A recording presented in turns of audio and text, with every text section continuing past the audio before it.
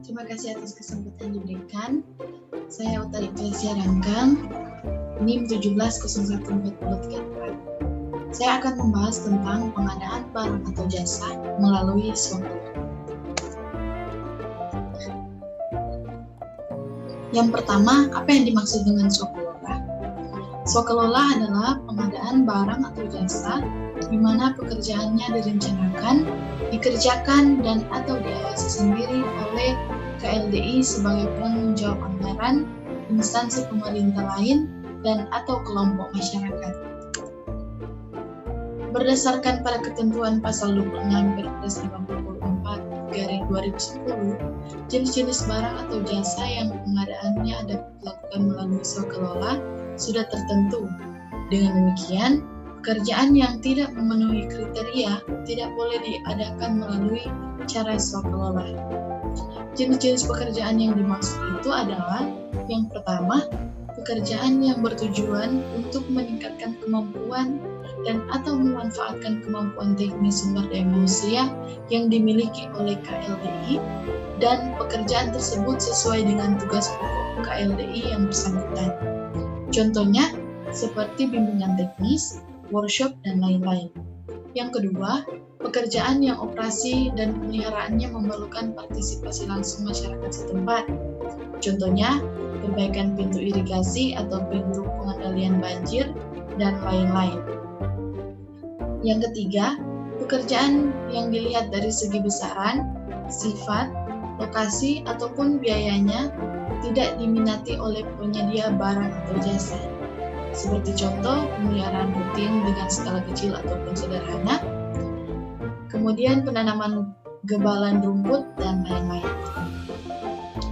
Untuk keempat, pekerjaan yang secara rinci atau detail tidak dapat dihitung atau ditentukan terlebih dahulu, sehingga apabila dilaksanakan oleh penyedia barang atau jasa akan menimbulkan ketidakpastian atau risiko yang besar. Contohnya, pengangkutan atau pengerukan sampah pada instalasi pompa dan penimbunan daerah rawa. Yang kelima, penyelenggaraan diklat, kursus, penataran, seminar, lokakarya, atau penyuluhan. Seperti contoh, pelatihan keahlian atau keterampilan, kemudian kursus pengadaan barang atau jasa pemerintah, dan lain-lain.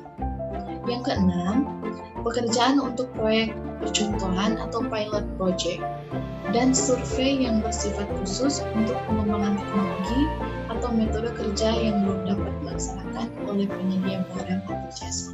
Contohnya, prototipe rumah tahan gempa, prototipe sumur resapan.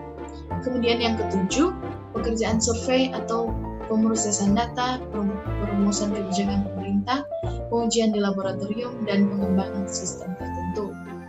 Dan contohnya, penyusunan atau pengembangan peraturan perundang-undangan, dan lain-lain. Yang kedelapan, pekerjaan yang bersifat rahasia bagi KLDI yang bersangkutan. Contohnya seperti pencetakan ijazah, pembangunan bangunan rahasia, dan lain-lain. Yang kesembilan, pekerjaan industri kreatif, inovatif, dan budaya dalam negeri. Contohnya pembuatan film animasi, pembuatan permainan interaktif, dan lain-lain. Yang ke-10, penelitian dan pengembangan dalam negeri. Contohnya penelitian konstruksi tahan gempa, dan lain-lain.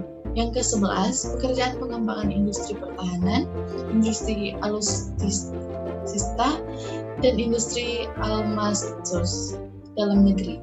Contohnya pengembangan senjata kepala militer, dan lain-lain. Untuk metode pengembangan barang atau jasa pemerintah, pengadaan barang atau jasa pemerintah dilakukan dengan dua cara, yaitu yang pertama dengan penyediaan barang atau jasa, dan yang kedua dengan cara swaklola. Dalam hal pengadaan yang dilakukan dengan cara swaklola ini, Perpres menetapkan pelaksanaan swaklola dapat dilaksanakan oleh yang pertama instansi penanggung jawab anggaran, yang kedua instansi lain, dan yang ketiga kelompok masyarakat. Untuk tipe swaklola yang pertama terbagi menjadi tiga, yaitu yang pertama direncanakan, dikerjakan, dan diawasi oleh KLDI. Yang kedua menggunakan pegawai sendiri dan pegawai KLDI. Yang ketiga menggunakan tenaga ahli. Kemudian tipe swakelola yang kedua dilaksanakan oleh instansi pemerintah lain, yaitu yang pertama direncanakan dan diawasi oleh KLDI penanggung jawab anggaran, dan yang kedua pelaksanaan pekerjaan dilakukan oleh instansi pemerintah yang bukan penanggung jawab anggaran. Tipe swakelola yang ketiga yaitu oleh kelompok masyarakat. Yang pertama direncanakan, dilaksanakan, dan diawasi oleh kelompok masyarakat pelaksanaan swakelola. Yang kedua, sasaran ditentukan oleh KLDI penanggung jawab anggaran. Yang ketiga, pekerjaan utama dilarang untuk dialihkan kepada pihak lain atau menggunakan swakelola. Kemudian, untuk penetapan swakelola, yang pertama ada penetapan sasaran rencana kegiatan dan jadwal pelaksanaannya, kemudian ada perencanaan teknis dan penyiapan metode pelaksanaan yang tepat agar diperoleh rencana keperluan tenaga, bahan, dan peralatan yang sesuai. Kemudian yang ketiga, penyusunan rencana keperluan tenaga, bahan, dan peralatan secara rinci serta dijabarkan dalam rencana kerja bulanan, rencana kerja mingguan, dan atau rencana kerja harian. Dan yang keempat, penyusunan rencana total biaya secara rinci dalam rencana biaya bulanan dan atau biaya. Demikian hasil dari saya. Terima kasih.